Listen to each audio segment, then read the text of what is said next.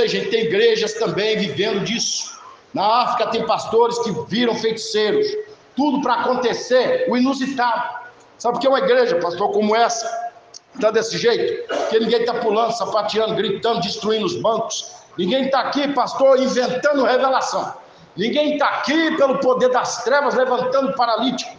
Porque esse estardalhaço que muita gente espera, eles não esperam conhecer a verdade e ser libertado pela verdade. Eles querem ver coisas diferentes. E o diabo, pastor, sabe disso. E quando a igreja tema, não, eu quero. Deus fala, diabo, age.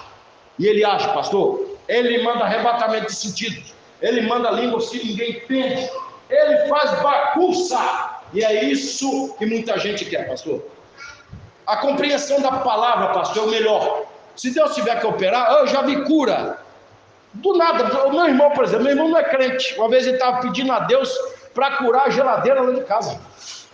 E no outro dia estava lá aquele ventinho frio, ó. Não vou pagar o... Estou falando.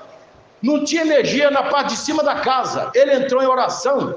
Um dia, sem querer, ele clicou, acendeu a lâmpada. Então o que eu falo para você, pastor? Eu conheci um homem que ele morava amaziado com mulher. Deus botou no coração dele, olha, fala com a sua mulher que mora com você, eu já curei a sua enteada.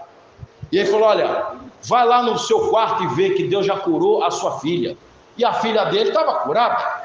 E se ele fosse, se aquele dia fosse o dia do juízo final, não ia para o céu não, pastor. Então a gente tem que parar, pastor, de se preocupar com esse estardalhaço. Deus usou muito Pedro, usou muito Paulo, usou muitos discípulos, mas a maior verdade que eles carregavam era Cristo. Tem muitas pessoas, pastor, que não serão usadas para curar ninguém, nem expulsar nenhum demônio, mas demônio nenhum toca neles, porque eles têm discernimento espiritual. Se Joacás tivesse discernimento espiritual, pastor, tenha certeza, ele teria relevância. Ele colocaria Jeremias como seu aconselheiro, e a terra iria prosperar. E o faraó Neco, que é uma representação do diabo, não viria para trazer cativeiro, não, ele ia passar distante. Eu não quero nem ver esse povo. Porque, pastor, o Salmo 127 é bem claro: se o Senhor não edificar a casa, em vão trabalhos que edificam. Fala para o senhor, pastor, que houve um tempo que eu trabalhava muito para o meu ministério crescer, e ele estava cada vez menor, trabalhava muito, mas orava pouco. E teve uma vez que eu fiquei orando um período maior. Quando eu fui ver a quantidade de visualizações, eu tomei um susto. Foi muito mais do que numa semana. Eu acabei de levantar do joelho, bum, aquilo ali. Então o que eu falo, pastor? Pessoas que querem pregar bem, pessoas que querem revelação de Deus, pessoas que querem viver o evangelho como nunca viveu, deve orar, pastor. Nós nunca vamos vencer, pastor, se não estivermos sempre buscando a Deus. É você na sua bicicleta falando com Deus, é você na sua casa falando com Deus. Por que, pastor, que a gente vive caindo? Primeiro, a gente fica sempre perto daquilo que irrita a gente. Eu tinha um jogo no meu celular, eu via xingando e brigando porque eu perdia. E aí Deus me falou, isso atrasa você. Eu me afastei do jogo, pronto, pastor. E a vida ficou uma benção. Meus vizinhos pararam de me ouvir, eu xingando os bonecos. E agora, firme com Deus. Olha o seguinte, nos aproximamos de tudo que não agrada a Deus. Novelas, músicas seculares, séries que Deus odeia. Então, enquanto, pastor, eu tive uma experiência com Deus, pastor. Falei, a partir de hoje não assisto mais isso.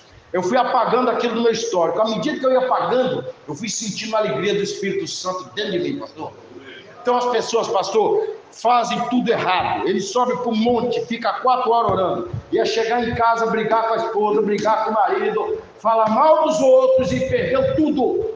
Que a oração só é a chave da vitória. Se você se converte, se ela te coloca em conexão com Deus, e se você constantemente, antes de falar alguma coisa, você pensa, Deus está perto de mim, Deus está em mim, eu posso entristecer o Espírito Santo. Falo para você, pastor, que eu já passei por experiência de eu estar orando, falando com Deus. Daqui a pouco eu entrei num assunto secular, de uma série que eu gostava. Um amigo meu falou, eu assisto até hoje. Eu comecei a conversar, rapaz, mas era bacana aquilo. Eu senti como se algo das trevas viesse de baixo para cima. Eu senti um arrepio, de baixo do calcanhar até o último fio do cabelo, pastor. Senti uma presença estranha, eu falei, rapaz, Deus não está nisso aqui não. Então, pastor, o que falamos, o que pensamos, o que assistimos, tudo isso vai nutrir ou matar você. É igual o corpo da gente. Se a gente nutrir o nosso corpo de coisas boas, pastor, o senhor vai viver muito bem, vai ter uma visão boa, vai ter uma saúde boa. Mas se é começar, pastor, a fumar, beber, perder noite de sono, ficar com a cara toda hora no celular, pronto. Você está cavando a sua sepultura. E é o que aconteceu com Joacás, 3 meses de irrelevância. Não pôde oferecer resistência ao faraó Neco. E por final, pastor, foi para o Egito. Jeremias capítulo 22, para finalizar. Os irmãos podem de pé em nome de Jesus. Diz assim, versículo 11, Jeremias 22, 11. Assim diz o Senhor acerca de Salum, que é o mesmo Joacás, filho de Josias, rei de Judá, que reinou em lugar de Josias, seu pai, e que saiu deste lugar, nunca mais ali tornará, mas no lugar para onde levaram cativo, ali morrerá, e nunca mais verá esta terra. Então, pastor, é o final de quem quer agradar o mundo, quem quer agradar os amigos, de quem quer viver uma vida dupla, de quem não quer servir a Deus. Um fracasso total. Esse homem não está na Bíblia, gente, por acaso.